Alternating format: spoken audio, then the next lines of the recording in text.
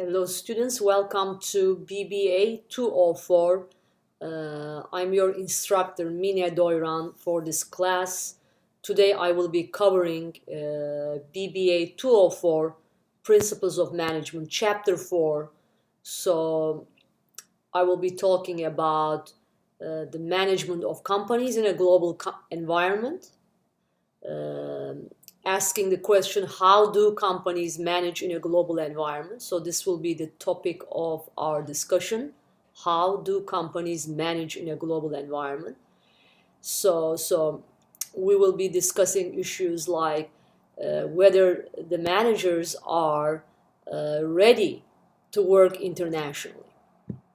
So because most of the time we see that American managers often display cross-cultural misinformation or ignorance during the business negotiations compared to their counterparts in other countries.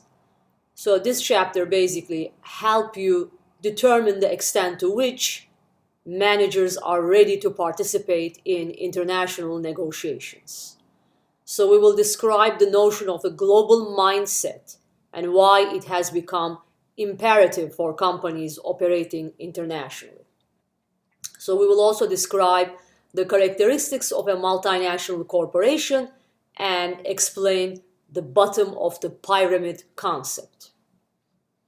Okay? So basically, international management differs from the management of domestic business operations, and to what extent and how does international management differ.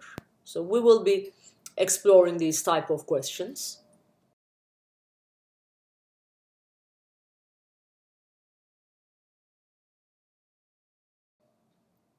So we will start with the notion of why the managers need a global mindset, right? Having the global mindset has something to do with this notion of globalization, right?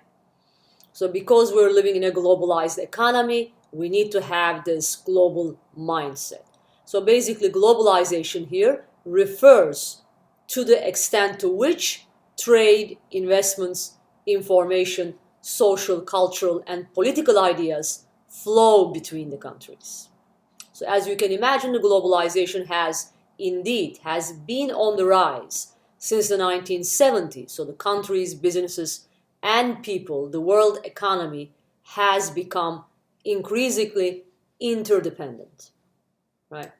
So business is becoming like a unified global field because trade barriers have fallen, communication is much cheaper and faster, and the consumer tastes are converging around the world. Okay, but there are also some difficulties and risks associated with living in a borderless world. So there are some advantages and disadvantages. So these difficulties are always matched by the benefits and the opportunities that the global economy offers. Okay, so consumers today can no longer tell from which country they are buying from. Like the United States firm IBM, for instance, gets 65% of its technical services revenue from overseas. GM manufactures the Chevrolet HHR in Mexico with parts that come from all around the world. So as they assemble different parts of the car in Mexico, they also outsource the inputs, meaning the raw materials from China. So this is sort of like the irony of living in a borderless, globalized world economy where the supply chains are totally globalized and the companies outsource the raw materials from different parts where they manufacture the goods in different countries. So outsourcing and manufacturing also happens in different parts of the world. Okay?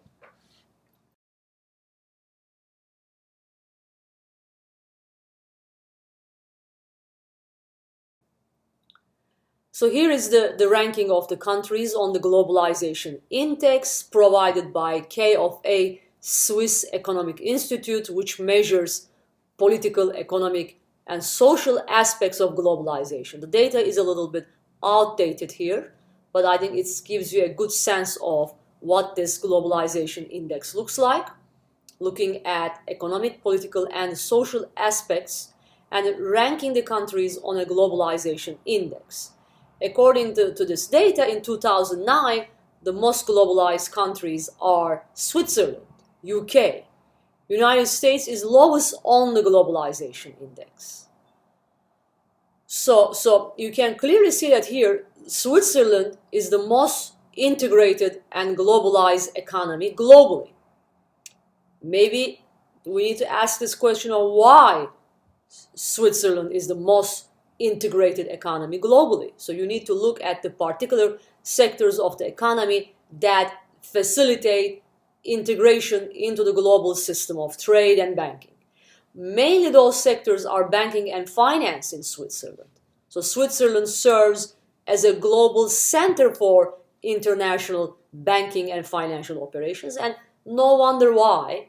And as a result, Switzerland ranks highest on the globalization index because of the role it plays in international banking and finance.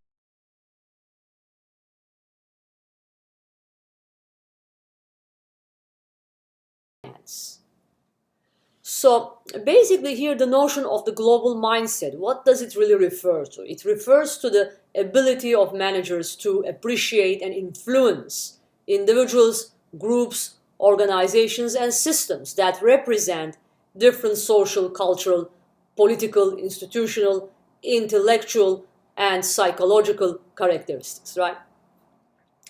So in today's world, it's not that easy to develop a global mindset. It takes time and effort and experience. And of course, the personality of the managers are very important. So developing a global mindset requires managers to be curious about other people and cultures. It also requires being open-minded and non-judgmental, right? Being open-minded and non-judgmental, I think, they're important prerequisites for having a global mindset. Managers with global mindset can deal with ambiguity and complexity without becoming overwhelmed or frustrated.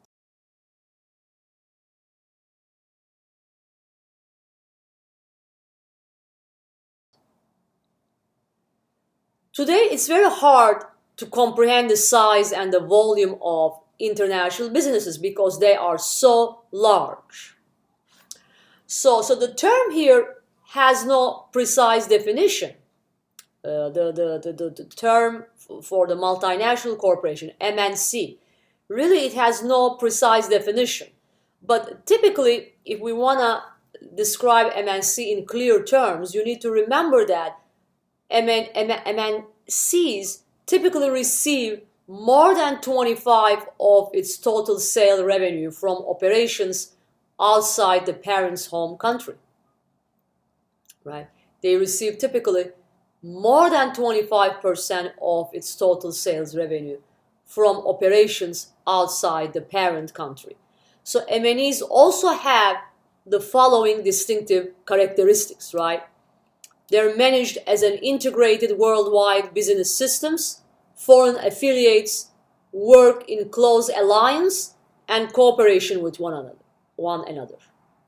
MNEs are ultimately controlled by a single management and authority that makes key strategic decisions for the parent and all foreign affiliates.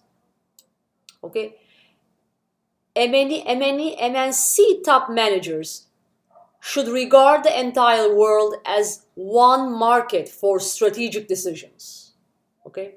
So they have this global mindset of seeing the entire world as one market for certain strategic decisions, such as resource acquisition, location of production, advertising, and marketing efficiency.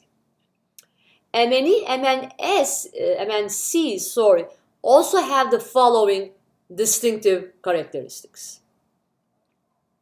MNCs are managed as an integrated worldwide business system, right? And they're controlled by a single management. And they have this ability of moving assets from one country to another. And also this ability of having or characteristic of having 25% or more of its profit coming from outside the parent country, right? Let's say MNC like BMW requires the inputs, meaning the raw materials like, let's say, steel from China, but at the same time assembles the production in Mexico and does the marketing and distribution in the United States. So all three functions along the supply chain are done in different parts of the world, right? So these BMW's operations, I think, is a very good example of how a multinational corporation operates within the global economy, right? I think it's a very good example of how MNC operates within the global economy. It requires the inputs from China, assembles the product in Mexico, and does the marketing and distribution in the USA and also in different parts of the world.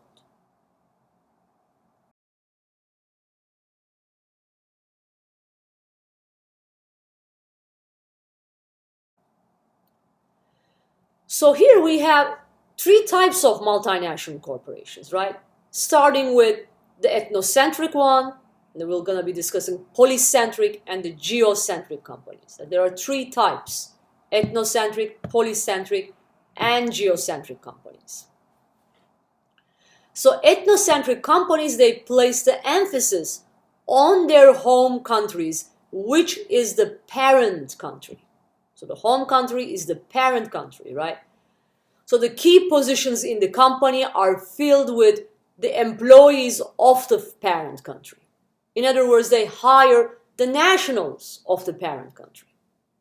So it is based on the rationale that the staff of the parent country best represents the interests of the headquarters because of their familiarity with the culture, language, and so forth and so on.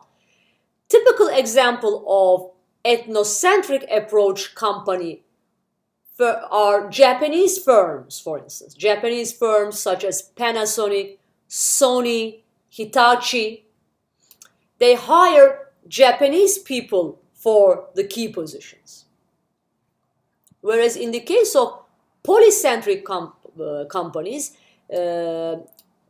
those type of companies place emphasis on foreign host countries, right? They're more oriented towards the markets of individual foreign host countries. So because they're trying to spread out the appeal of their products and services among multiple countries. So they have subsidiaries or branches in different parts of the world, the polycentric companies, right?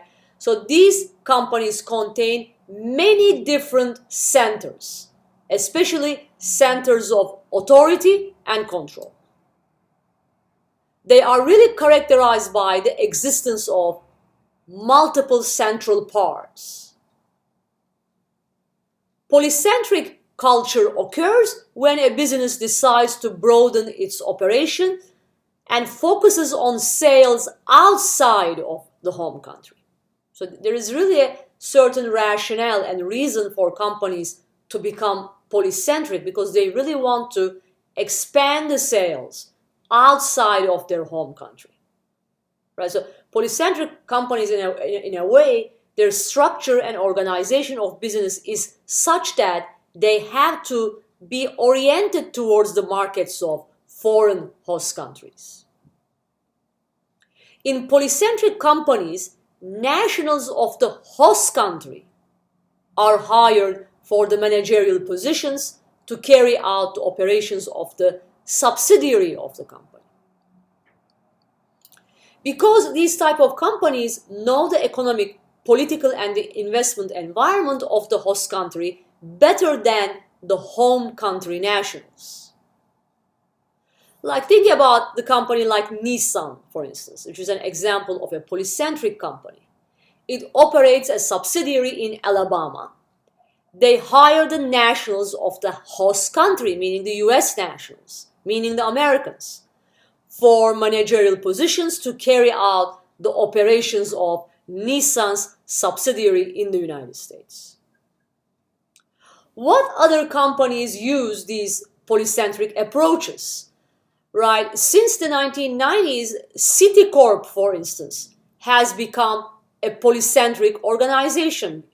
It has branches in various countries which carry out their own policies. Coca-Cola's HR policy for managerial position is polycentric. For instance, they have 25 operating divisions that are organized under 6 regional groups. Starbucks, for instance, has a polycentric approach to staffing and hiring. Organizationally, Starbucks management is very centralized. If you think about it, beneath the chairman, Howard Schultz, who still drives the company to stay consistent with his visionary ideals. However, if you look at the company's international operations, right, company's international activities are operated by a subsidiary named Starbucks Coffee International. So this subsidiary develops all businesses outside the United States and symbolizes Starbucks' attempt at taking a polycentric approach to staffing and hiring decisions. Okay? Whereas the third type is geocentric company. Geocentric companies are world-oriented and they favor no specific country because they are very transnational, very world-oriented.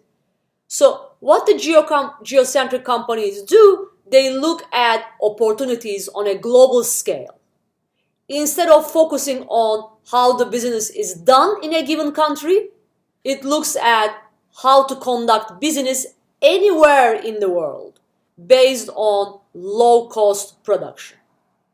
Most geocentric companies hire the most suitable employee for the job, irrespective of their nationality. Okay, so this is the difference between a geocentric and polycentric company. Polycentric companies, they're more oriented towards the staff and the markets of foreign host countries. They tend to hire the nationals of foreign host countries or wherever they are investing or operating in, right? Whereas in the case of polycentric company, they hire the most suitable person for the job, irrespective of their nationality. They hire a host country national or a home country national for the job. For instance, McDonald's, I think, is a global company which follows geocentric approach because it perceives world as a single market and offers similar but low-cost products and services everywhere. Okay? Most of the time, these corporate cultures are not mutually exclusive, right? Most of the time, companies, if they are only expanding their operations in the domestic market, right, they start as ethnocentric companies and they become polycentric or geocentric due to globalizing their operations and also the greater interdependence of their business operations. So you wouldn't be surprised at seeing one company starting with the ethnocentric approach and ending up with polycentric or geocentric approach due to the globalization of their operations. For instance, former CEO and co-founder of WeWork, Adam Neumann, was an American Israeli. WeWork belonged to SoftBank Group Corp, which was the parent company right? So this SoftBank Group Corp is a Japanese multinational conglomerate holding company, which is headquartered in Tokyo.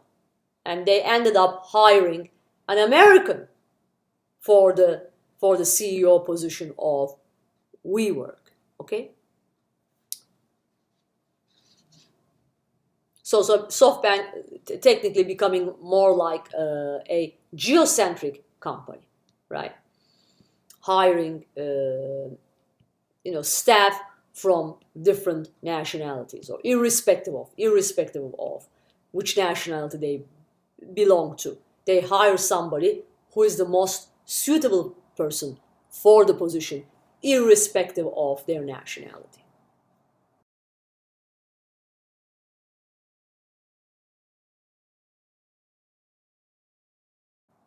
Okay? So this issue of globalization, backlash sometimes appears as the idea that the globalization does not benefit the nationals of the home country, right? So for instance, 68% of Americans say that other countries benefit the most free trade, whereas some people believe that the free trade hurts Americans. So United States' primary concern, obviously, is the loss of jobs to foreign multinational companies.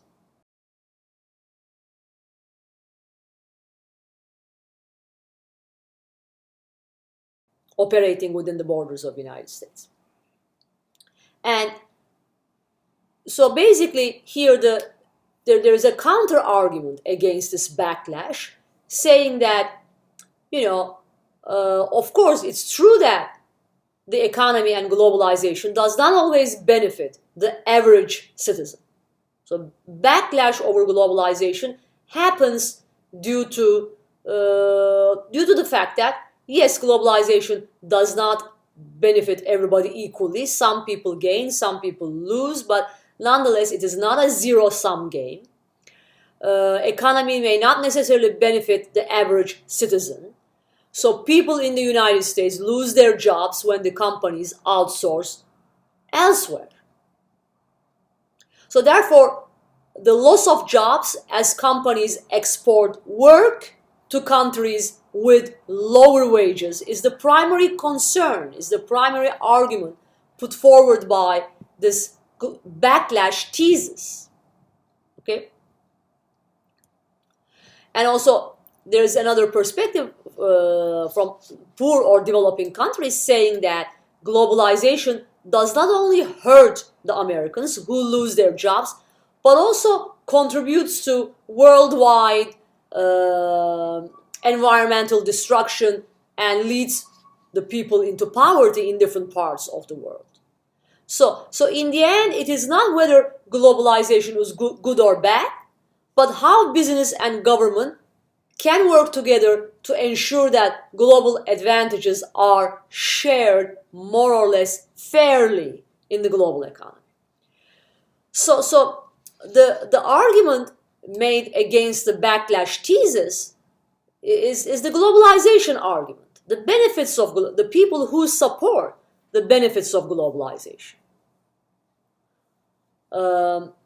So business leaders mostly insist that economic benefits of globalization will eventually flow back to the US economy, because globalization will lead to lower prices and expanded markets for corporations, and it will also lead to increased profits and funds for innovation.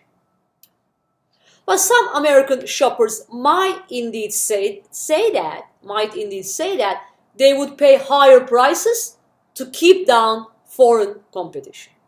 Just remember that this debate over globalization, or the benefits, the pros and cons of globalization, have not been finalized yet, because different people think about it differently.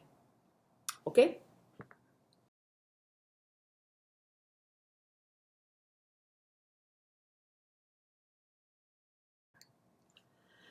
So the other notion is the bottom of the pyramid approach. Bottom of the pyramid approach. I mean, the approach that deals with the question of how can we make globalization work and benefit the poor countries, poor citizens in different parts of the world, right?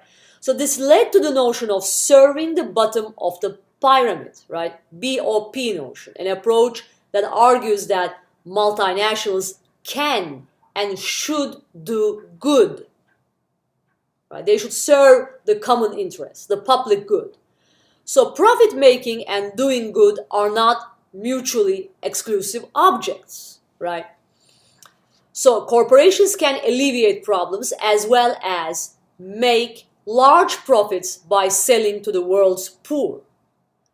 So although large multinational organizations are accused of many negative contributions to society, they also have the resources needed to do good things in the world. So the bottom of the pyramid concept proposes that, corporations have this ability to make significant changes in other societies. For instance, think about this company Unilever, right? Formerly known as Lever Brothers, has been working for many years to prevent the spread of disease in poor areas of the world by introducing very inexpensive soap and detergent products to the people living in poor regions of the world. In this way, the profit motive goes hand in hand with the desire to make a contribution to the humankind.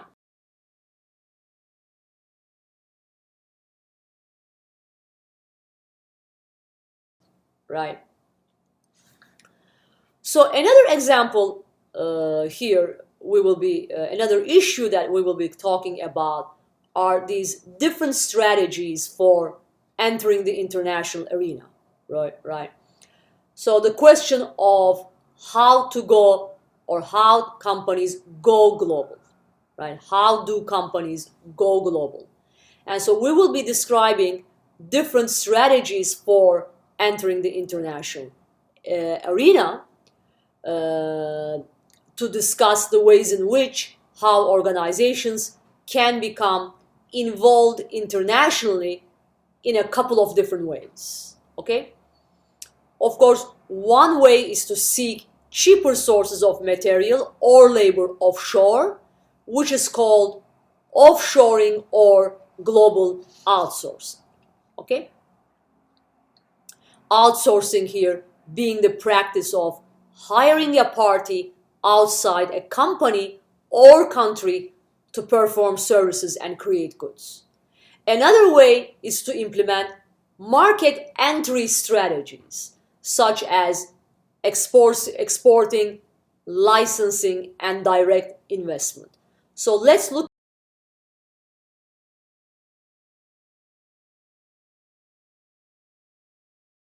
at these different strategies, okay? So in part 2 of my lecture, I will be talking about these different international market strategies, right? So you will see how these different strategies represent alternative ways to sell products and services in foreign markets. So we'll be starting with exporting and continue our discussion with outsourcing. So I will see you in part 2 of my lecture, starting with exporting. Thanks for listening to my lecture so far. Have a good day, and I'll see you in part 2. Bye-bye.